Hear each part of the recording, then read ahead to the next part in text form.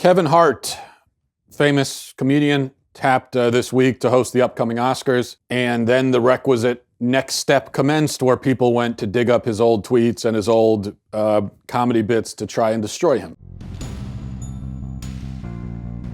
And I want to pause here just for a moment to try to, just to reflect on this. Think about how petty and empty and miserable and wretched you have to be to think in that way, where someone is offered a high-profile job opportunity and your first reaction is, oh, let's go through his old tweets to try to destroy him for no reason at all. That is the thought process of a truly demented person, but apparently there are many such people in our country today. So the bullies went to work and they dug up some old tweets and a couple of lines from a stand-up special 8 or 10 years ago, and they said the jokes were anti-gay, demanded that he apologize.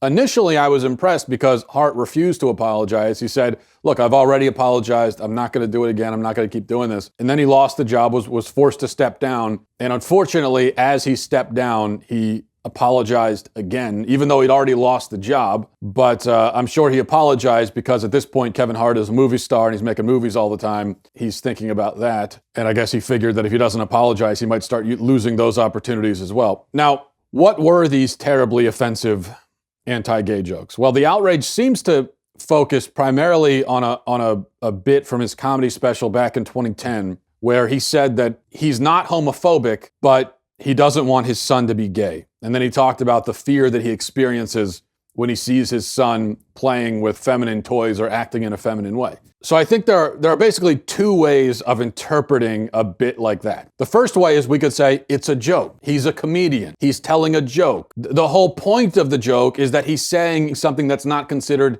appropriate in modern society. It's offensive to many people, or to some people anyway. And that's the joke. That's the whole point of the joke. It's a joke. He's telling a joke. He's a comedian telling a joke. That's what comedians do. That's one way of looking at it. That I think is the correct way of interpreting it. The other way to look at it, if you are intent on taking it seriously and not as a joke, in that case, he is a person, a parent, honestly sharing his own desires and preferences for his son. He's honestly talking about what he personally wants for his child. And I think even if you look at it that way, it's still incredibly stupid to be outraged because it's just his opinion. Is he not entitled to have his own views about parenting and his own priorities and preferences for his family? Maybe he really wants his son to get married and have children so the family line is carried on. It's a really normal thing for a father to want. Is he not allowed to desire that? Or maybe, he's listened to the left claiming that gays are bullied and persecuted in our country, and he doesn't want that for his child. Whatever his reason, that's his opinion.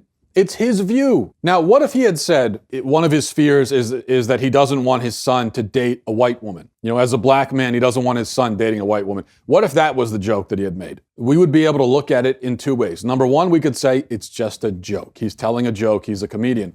Or two, we could say he's being honest. He's sharing how he feels, what he wants for his family. And either way, there's no reason to take offense. It would make no sense for me to be offended as a white person. It would make no sense for me to say, how dare you have your own preferences and priorities in relation to your own son? It's none of my business. If that's what he wants for his son, then whatever. But of course, I talk about outrage. I use that word metaphorically, really, because there is rarely any real outrage in this country. Outrage is now just perfunctory. I mean, did anyone really care about Kevin Hart's stand-up bit from 8 years ago? Was anyone really upset about his tweets? I doubt it. No, see, they're just pretending because this is what people do now.